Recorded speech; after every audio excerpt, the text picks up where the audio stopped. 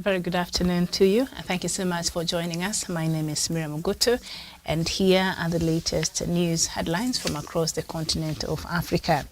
We start with Nigeria, where a prominent self-appointed negotiator who facilitated the release of dozens of captives from armed kidnappers in Nigeria has been arrested in Egypt. The Nigerian authorities say Tukur Manu was seized on Tuesday in Cairo on his way to Saudi Arabia and has been repatriated.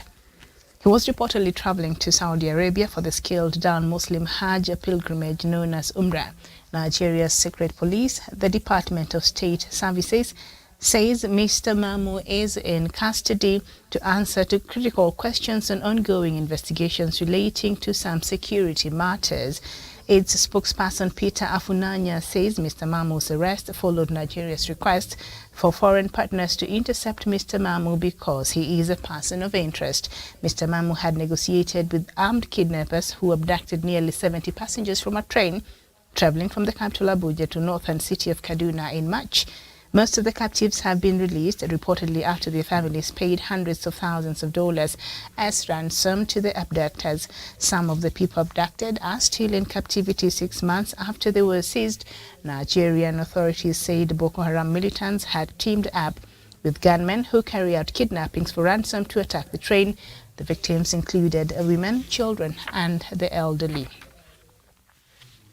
More than 60 people were killed in late August in new massacre in Ethiopia's Oromia region, the country's largest and most populous place. The Ethiopian Human Rights Commission, EHRC, said on Tuesday the EHRC, a statutory independent public institution, said in a statement that it had learned from residents and officials that in 2 days of attacks, more than 60 people were killed and over 70 injured and homes and livestock looted. More than 20,000 people were displaced by the attacks, which targeted several communities in the Amuru-Wureda district in the Horo-Godru administrative area between August 29th and 31st, after the security forces deployed in the area had left for another location.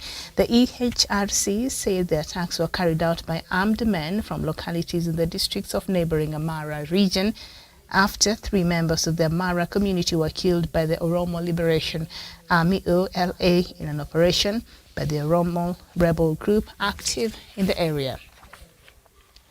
And in Mozambique, an Italian nun has been killed during a suspected jihadist attack in northern Mozambique, in which a church, a hospital, and 2 schools were destroyed. The Camboni missionaries said Maria Di Copi, who is 84 years old, had been in the country for nearly 60 years, was shot in the head during the attack in the city of Chipene in Nampula province. A jihadist conflict began in 2017 and has recently spread from oil-rich Cabo Delgado province of Nampula. The Camboni sisters said 2 other nuns, 1 Italian, 1 Spanish, had escaped to hide in the forest with a group of young girls. Head to Liberia, and British police say a man in his 40s has been arrested over alleged war crimes committed during civil war in Liberia that began in 1989 and ended in 2007. The violence left 250,000 people dead. He was arrested during a raid on a home in the city of Newcastle and suspicion on committing offences contrary to the International Criminal Court Act. The arrest follows a referral earlier last year to Britain's Counter-Terrorism Command.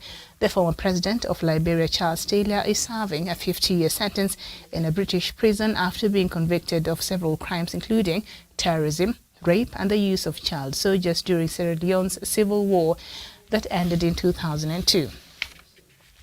The West African nation of Togo has extended a state of emergency in its northern Savannahs region for another 6 months due to continued attacks by the Islamist militants. A 6-month state of emergency was approved on Tuesday by Togolese parliament to restore security in the region. A statement from Damahane Yak, the Togolese security minister, said the extension was necessary for the proper conduct of military operations and a return to peace in the region. Togo declared a 3-month state of emergency in Savannahs region in June after Islamist militants attacked an area near the border with Burkina Faso, killing 8 troops and wounding 13.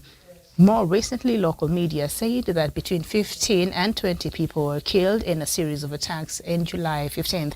While the army gave no official figures about this recent incident, it was confirmed that several people were killed and wounded. Togolese Defense Security Forces were again attacked on August 22nd in the village of Blamonga, close to the border with Burkina Faso. A few soldiers were injured during an exchange of fire that lasted several minutes before armed groups retreated.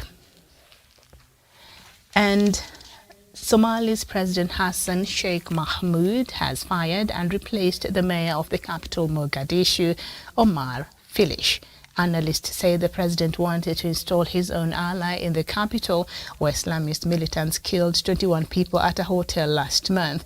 In a decree issued on Wednesday, President Hassan Sheikh Mohamud removed Filish as the mayor of the Somali capital and governor of the Banadir Regional Administration. In the decree, Mahmoud said that he took the action on the recommendation of the Interior Ministry. Presidential spokesperson Abdikarim Ali Khan sent a video to journalists explaining the change. He says when the president saw the recommendation of the Interior Ministry and saw the need for a new governor of Banadir Regional Administration and the mayor of Mogadishu, the president of the Republic of Somalia considered the recommendation of the ministry and appointed Mr. Yusuf Hussein Jimale to be the mayor of Mogadishu and the governor of Banadir region. And that is the latest news from across the continent of Africa. Have yourselves a good afternoon.